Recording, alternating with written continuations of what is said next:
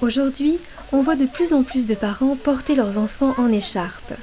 Si le portage revient au goût du jour, ce n'est pas un effet de mode, mais parce qu'il a de nombreux bienfaits. Bienvenue à vous tous en atelier portage. Cécile est monitrice de portage et maman de 3 enfants. Elle les a portés en écharpe tous les 3. Donc pour moi le portage c'était une évidence, porter ses enfants, on les a déjà portés pendant 9 mois et je voulais vraiment assurer cette continuité par la suite, donc vraiment les avoir, pouvoir les rassurer, leur répondre quand ils en avaient besoin. Contrairement aux idées reçues, non on va pas en faire un gâté si on le porte constamment, on va en faire un bébé beaucoup plus sociable, il arrivera beaucoup plus à se détacher facilement et il sera à son tour sûrement porteur et très sociable dans sa vie de tous les jours. Les mamans qui donnent le sein ont un lien d'attachement avec leur bébé que papa n'a pas.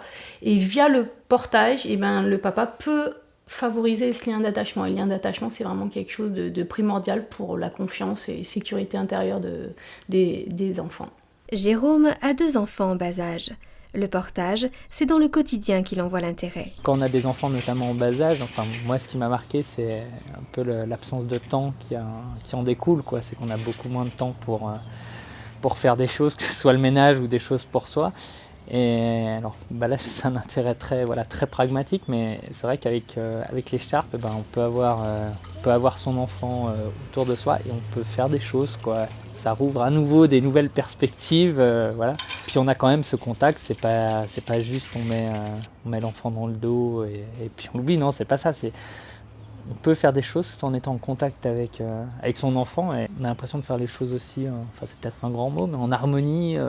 On ne se sent pas prisonnier d'un emploi du temps non plus, comme ça peut être vu que c'est tout le temps la course. Ça permet d'être un peu plus cool sur le temps, un peu plus cool sur la manière de faire les choses, quoi, tout simplement, quoi. Pour Alexa, la créatrice des écharpes de portage Colimaçon et compagnie, l'écharpe est synonyme de liberté, à tel point qu'elle et son mari n'ont jamais utilisé la poussette pour leur 2e enfant. On met son enfant en écharpe, on réfléchit pas où on va aller. J'habite à la campagne, j'ai envie de traverser un champ, je traverse un champ. J'ai envie d'aller en forêt, je vais en forêt. J'ai pas à me dire, tiens, oui, alors, j'ai la poussette, alors quel trajet je vais faire pour ma promenade parce que je peux pas aller partout. On retrouve exactement les mêmes sensations que quand on était enceinte, à savoir que quand on est enceinte, on sent son bébé bouger. Pourtant, on fait sa vie. Et avec un enfant en écharpe, c'est pareil en fait. On sent quand il s'endort, on sent quand il se réveille, on sent quand il a faim. Mais on fait notre vie. On sent tout ça sans avoir besoin de le regarder. Je peux à la fois aller faire du shopping et sentir que mon bébé a envie de téter ou qu'il a sommeil ou quoi. Je peux aller au resto avec mon petit en écharpe. On peut tout faire, quoi. Et quand on a une famille nombreuse comme Pascaline, le portage en écharpe, là aussi, simplifie la vie. Il est contre soi, il y a le côté câlin qui est automatique parce que le bébé est rassuré et à ce moment-là, on est disponible aussi pour les autres enfants. Pour les autres enfants et puis le quotidien aussi de la maison, quoi, parce que voilà, il faut préparer le repas et avec un bébé dans le dos ou contre soi ou même sur le côté, c'est complètement envisageable, quoi. Alors qu'effectivement, s'il faut s'arrêter pour le mettre dans le transat, forcément au bout d'un moment il n'est pas bien, là il est avec vous, tout le monde est rassuré, quoi. C'est le bébé, la maman, le petit frère ou le grand frère, tout le monde est content. Le portage en écharpe a aussi des vertus thérapeutiques. Le dos du bébé, on peut le comparer à un C, en gros avec 2 grosses courbures primaires. En restant simple, on parle d'un C.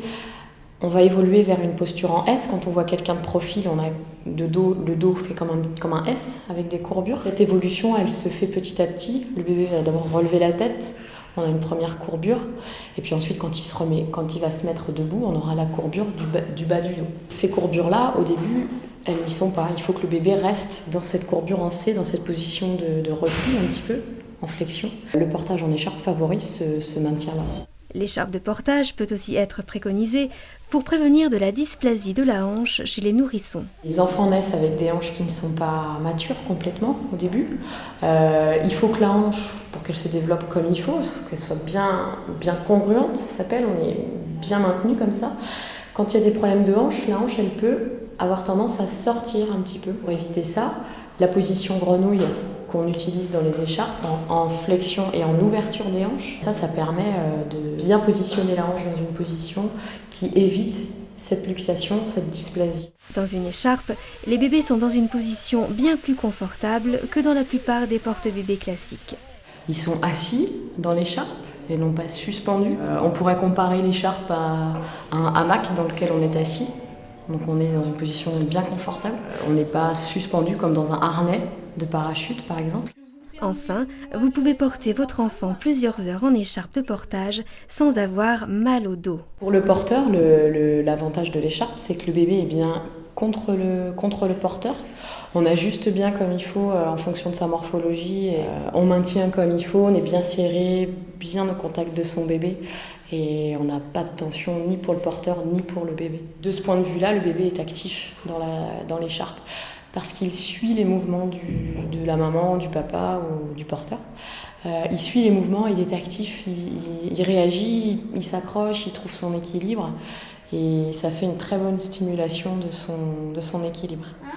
Porter en écharpe, on l'a vu, a de nombreux bienfaits. Il n'y a plus qu'à se lancer. Oui, mais comment faire ? Pas de panique, les cours de portage existent pour apprendre différents nouages. Les ateliers, c'est très bien, et d'une pour se mettre en confiance, parce que c'est pas forcément évident de commencer à apprendre tout seul via une notice, et c'est pour ça qu'il y a de plus en plus d'animatrices ou de conseillères en portage qui proposent pas que dans les grandes villes, hein. Il faut aller voir sur internet, taper atelier de portage, cours de portage. Et il y en a à peu près de partout, où on te met à disposition des écharpes, des poupons. C'est pas parce que t'as pas d'écharpe qu'il faut pas venir en atelier. La première fois, on se sent un peu...